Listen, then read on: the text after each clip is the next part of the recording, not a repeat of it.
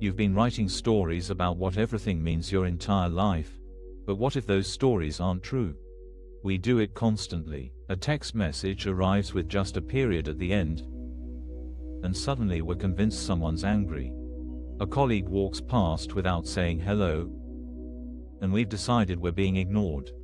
Our partner sighs while doing the dishes, and we're certain they're unhappy with us. Here's what's actually happening. Your mind is like a movie critic who never stops talking, providing running commentary on every scene of your life. The critic insists their interpretation is the only valid one.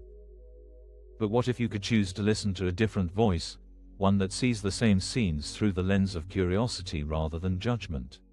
The movie doesn't change, but the experience becomes completely different. Think about this for a moment. Right now, as you're listening to me, there's probably a voice in your head evaluating whether this makes sense, whether it applies to you, whether you agree or disagree. That voice is so constant, so familiar, that we rarely question whether its commentary is actually true. We've been listening to this narrator for so long that we've forgotten it's optional.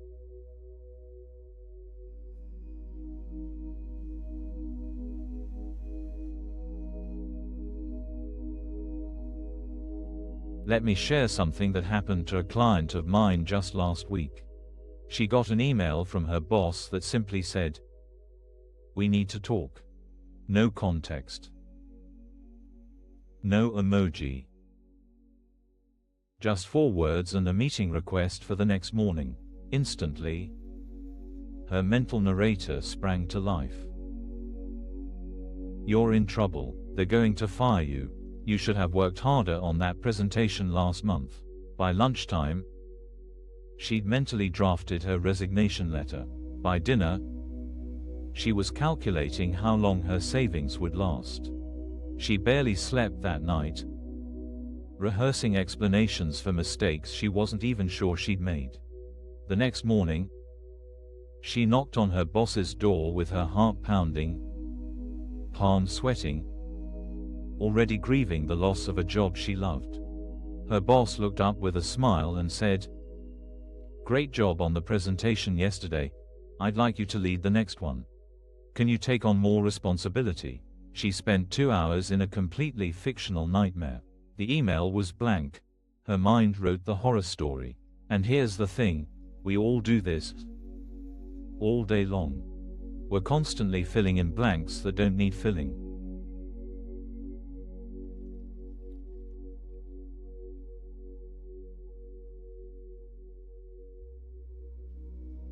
This brings us to something profound. You can't actually stop creating meaning. Your mind is always active, always interpreting, always assigning significance to what you experience. It's like breathing. You can't just decide to stop. Even when you think you're being neutral or objective, you're still creating a story about what things mean. The question isn't whether you'll create meaning, you will. The question is whether you'll create from a place of fear or from a place of curiosity. Whether your mental narrator will catastrophize or stay open. Whether you'll write horror stories or leave room for surprise. Think about how exhausting this is. Every interaction becomes a puzzle to solve. Every pause in conversation becomes evidence of something wrong. Every change in someone's tone becomes a sign of rejection. We're not just living our lives, we're simultaneously writing, directing, and starring in a drama where we've cast ourselves as either the victim or the defendant. But what if the other person was just tired? What if the short email was sent between meetings? What if that sigh was about their own back pain, not about you? What if most of the meaning we assign to things has nothing to do with what's actually happening?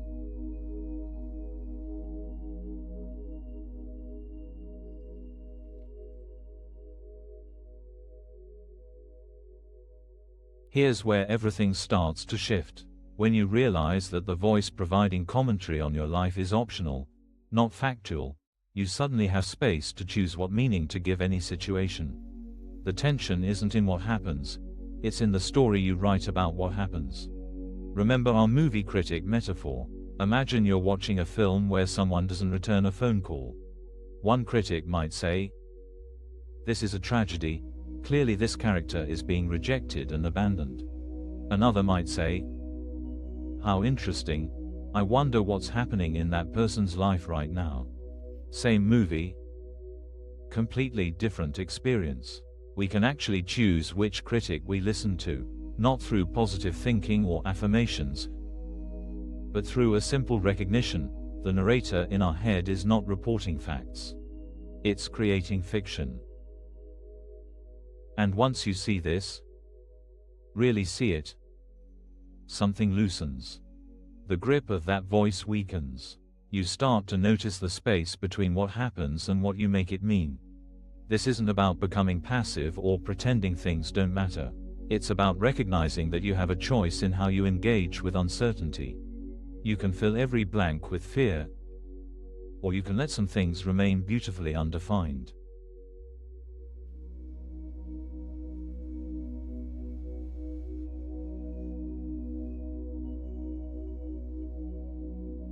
There's tremendous relief in admitting you don't actually know what most things mean. That colleague who didn't say hello. You don't know why. That terse email. You don't know the sender's mood or intention. Your partner's sigh. You don't know what it signifies. And here's the radical part: you don't need to know. Your mind tells you that you must figure everything out, must have an explanation for every behavior, must protect yourself by predicting every possible outcome. But what if safety doesn't come from knowing everything? What if it comes from being okay with not knowing? When my client realized she'd spent hours in self-created misery over a neutral email, she laughed. Not because it was funny, but because she recognized the pattern. She saw how often she does this, how often we all do this. We're so busy defending against imagined threats that we miss the actual opportunities right in front of us. The mental narrator doesn't want you to know this.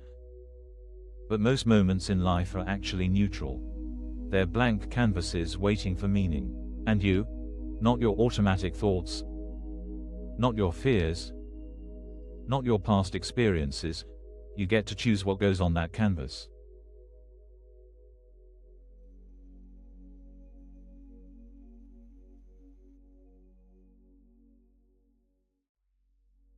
So how do we live with this understanding? How do we work with a mind that won't stop creating stories? We start by simply noticing. When you catch yourself spiraling into interpretation, "They hate me," "I'm failing," "something's wrong," you pause. You recognize the narrator at work. You might even say to yourself, "There's that critic again, writing another review." You don't have to fight the voice or make it wrong. Fighting it is just another story, another interpretation. Instead, you acknowledge it like you'd acknowledge someone talking during a movie. You hear it, but you don't have to believe it or engage with it. You can return your attention to what's actually happening right now. And what's actually happening is usually much simpler than the story. An email is just words on a screen. A facial expression is just muscles moving. A pause in conversation is just a moment of quiet. When we strip away our interpretations, what remains is often surprisingly peaceful. This doesn't mean we become robots or lose our humanity. It means we stop exhausting ourselves with fictional emergencies. We stop preparing for conversations that will never happen. We stop defending against attacks that were never launched. We free up tremendous energy that was bound up in managing stories about stories about stories. The beautiful thing is, when you stop filling every blank with fear, something else can enter. Curiosity, compassion, even joy. When you're not busy writing horror stories, you might notice the actual story unfolding, which is often far more interesting and almost always kinder than what your mind was creating. So today, just today, what if you experimented with this? What if you noticed when your inner narrator starts catastrophizing and gently reminded yourself, I'm writing a story right now. I could write a different one. Or I could just wait and see what's actually true. You might discover that the voice that's been running commentary on your life all these years, the one that's kept you up at night, made you replay conversations endlessly, convinced you that everyone's upset with you, that voice is optional. And in the space where that voice used to dominate, something quieter and wiser can finally be heard. If this felt grounding, you're welcome to like the video and subscribe. No rush. Just a gentle way to stay connected as we continue.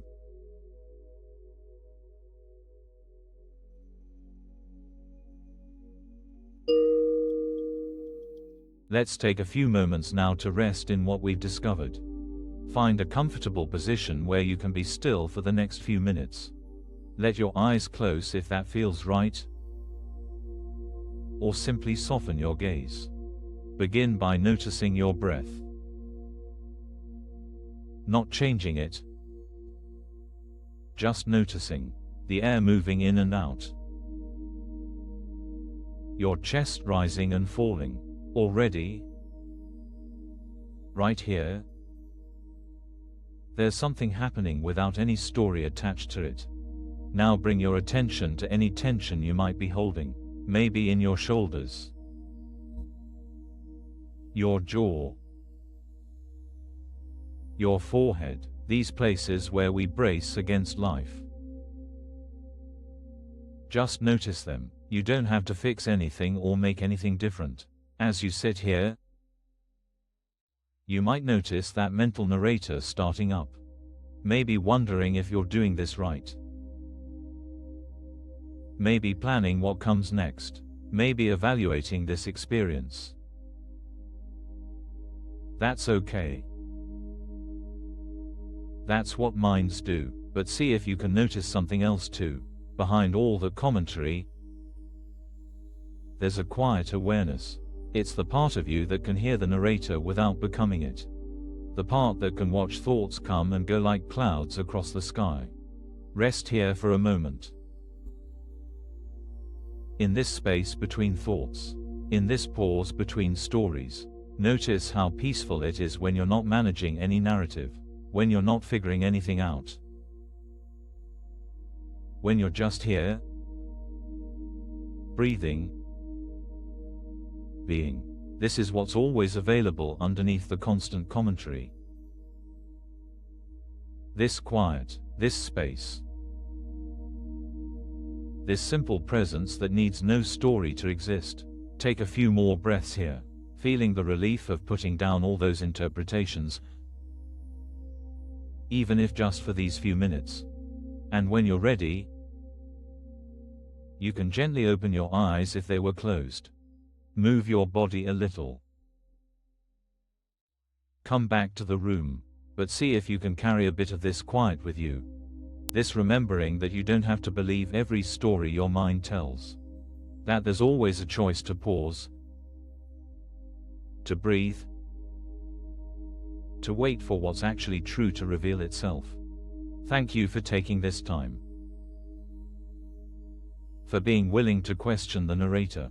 For discovering the peace that's always been here, waiting beneath the stories. Thank you for practicing with us today. If you'd like, there's a link to a free digital copy of ACIM in the description. And if this video resonated with you, please comment. I am grateful. Thank you for being here with me today. Thank you for your willingness to look at these patterns we all share. As you go back into your day, be gentle with yourself when you notice that inner narrator starting up again. Remember, you don't have to believe every story it tells. Sometimes the kindest thing you can do is simply wait for what's actually true to reveal itself. Take care.